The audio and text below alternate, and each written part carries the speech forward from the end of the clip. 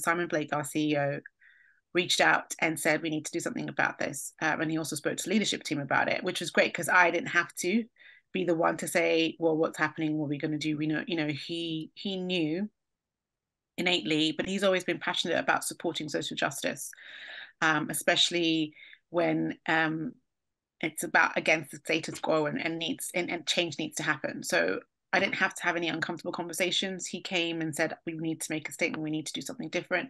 Spoke to the leadership team, also spoke to me to ask my views about that. And it was great because I felt that there was allyship from the start. And it was a no-brainer because what we're doing, what Mental Health First Aid England is doing is trying to change the mental health of the nation. And doing that through delivering training courses, but also raising awareness and needing to change the narrative and also talk about how mental health impacts Black people and people of color or people from racialized communities is imperative because we know the historical context, but also the trauma that is the generational trauma and other trauma that is faced by those communities and society is huge. So yeah, it was a no-brainer in that sense, but it was also very great that I didn't have to be the one to have the conversation. Our leadership and our leader as a CEO knew what the right thing to do was, and he did it.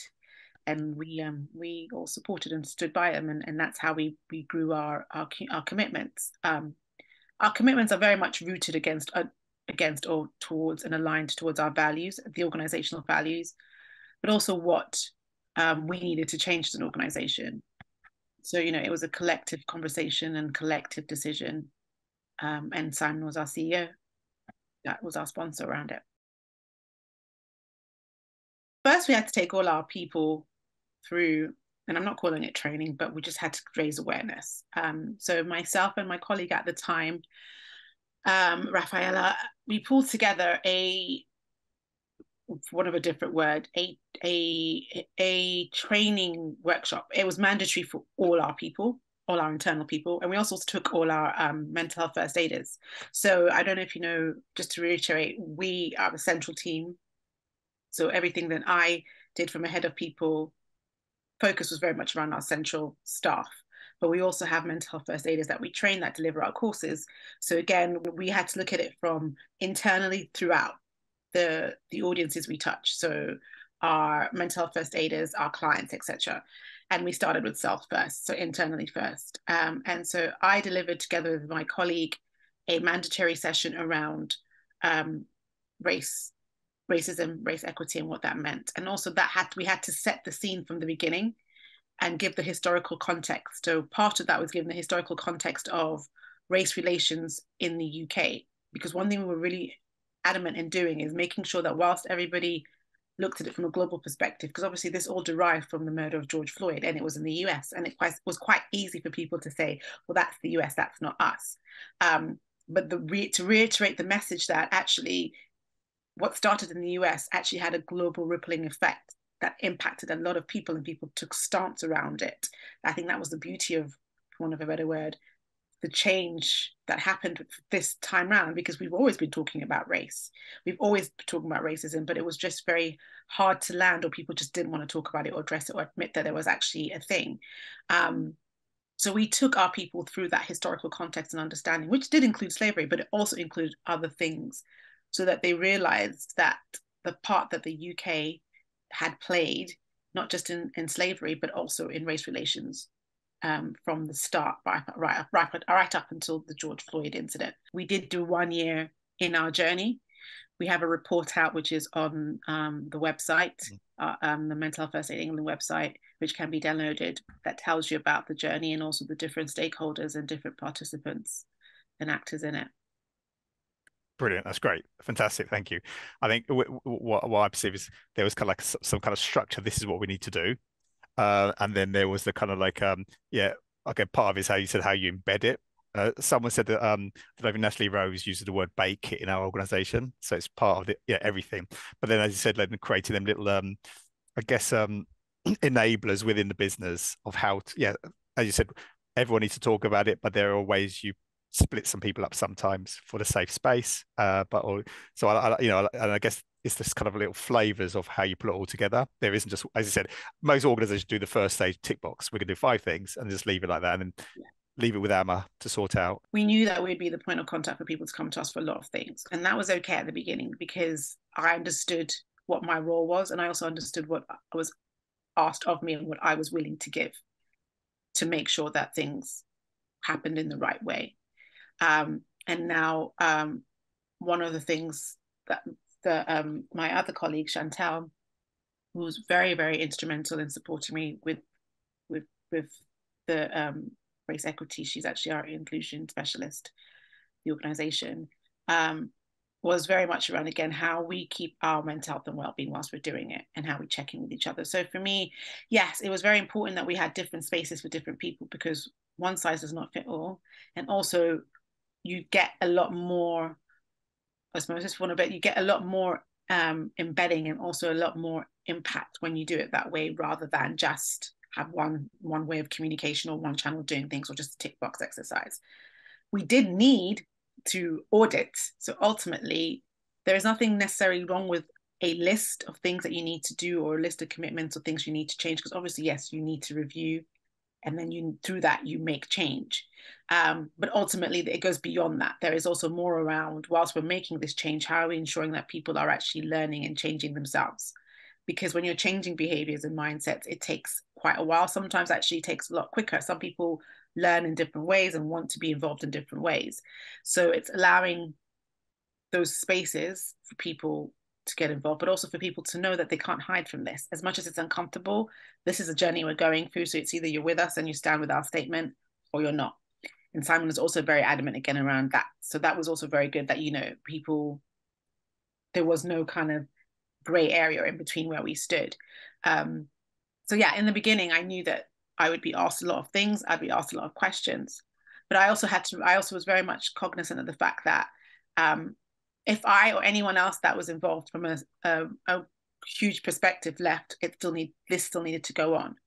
So I would coach people. So when people would ask me certain things, I would coach them, ask them back, say, well, what do you think you need to do? Or why don't you have a go at creating what you need to create, writing what you need to write, thinking about what you need to think about in the concept, and then come and share it with me. And then I can provide input, because that way, those individuals or those teams started to learn from themselves and also started to learn from their mistakes. So it wasn't oh, Emma, can you tell me the answer to this? Or Chantel, can you tell me the answer to this? Or Simon, can you tell me the answer to this? It was actually, I need to think about it. The resources are there. There were plenty. We all know there's lots of resources. You just need to Google podcasts, whatever, lots of things that you can learn from and find the answers to. So it was, for me, I started to do more of a coaching mechanism or way of conversation and relationship that way, so that people knew that actually they needed to do the work first. And then we would have a conversation about what was right, what wasn't so right, what could change, etc. And I think that's how embedding starts. Otherwise, you'll always be that person that people go to and they don't really do the work for themselves. And there's a couple of things there. Is pushback and saying no, which I think a lot of people haven't been doing or able to do. And I think, as I said, when you push back and say no, it kind of encourages or enables others to learn, self-learn. I don't know, you think about a kid doing their shoelaces up, they could be 18 and you're still doing the shoelaces up until you say, no, your turn to do it. That's playing a bit glib on it. But I think it's what we're hearing from a lot, especially race network leaders, everything, can you write this? Can you do that? The whole onus is on them. And other people aren't re-educating themselves. So I think it's okay then to come back to you, say, does this sound or feel right for you? And then let's say yes, then they know they're comfortable.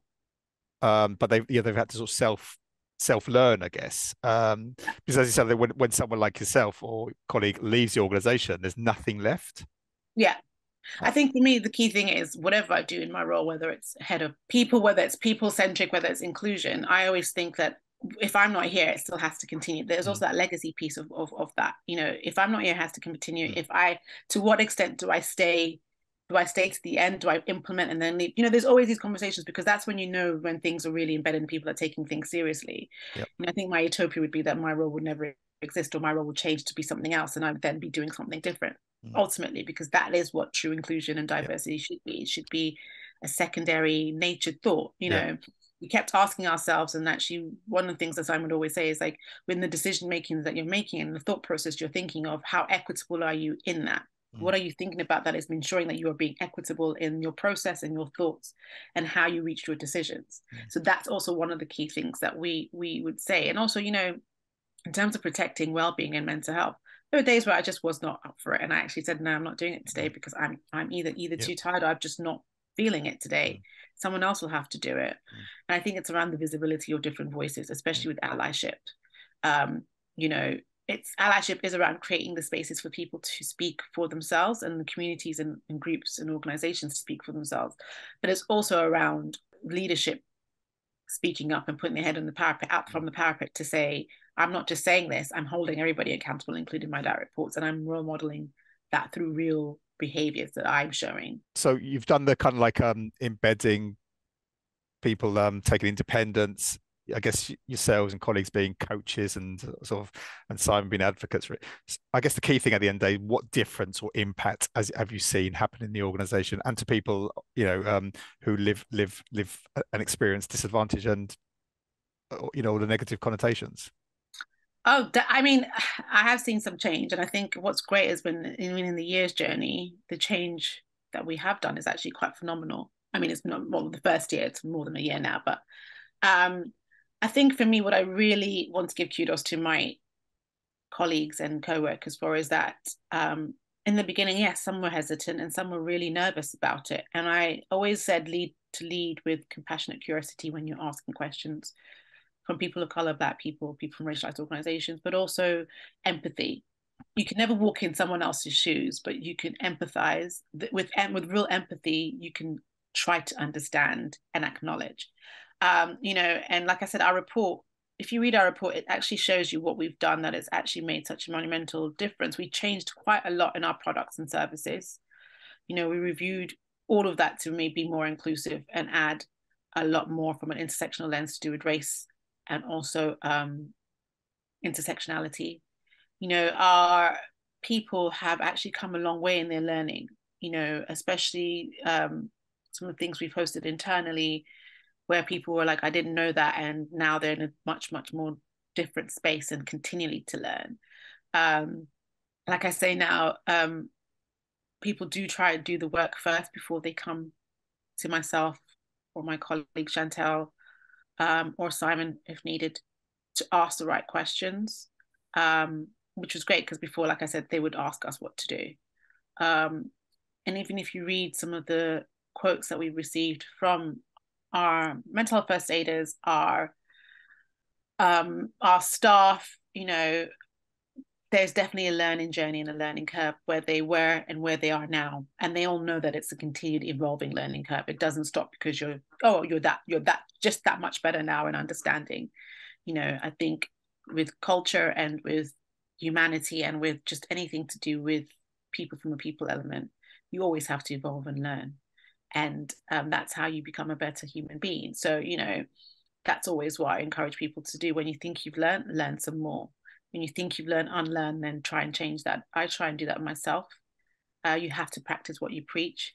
And it's not always easy, not even for me. So, you know, I've definitely seen, I was actually in awe in some sense of how much the change was embraced and what we have done differently.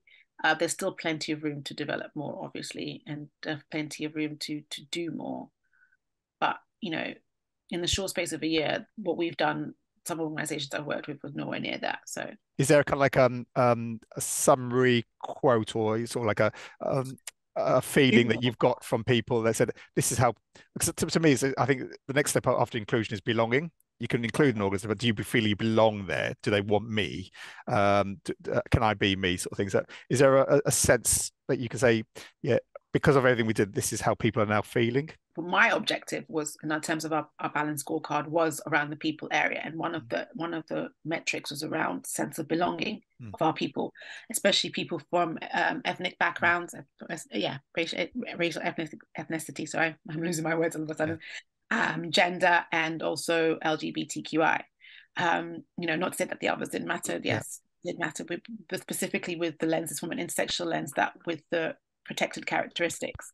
And we did a great places to work survey last year and the year before, and both were really, really high results in terms of sense of belonging. And I definitely know for a fact that our people tell the truth. So if that was not true, we wouldn't have got that result. And also there were some very great testimonies around just well-being from that perspective and race. Again, obviously there's work to be done and there's work to do.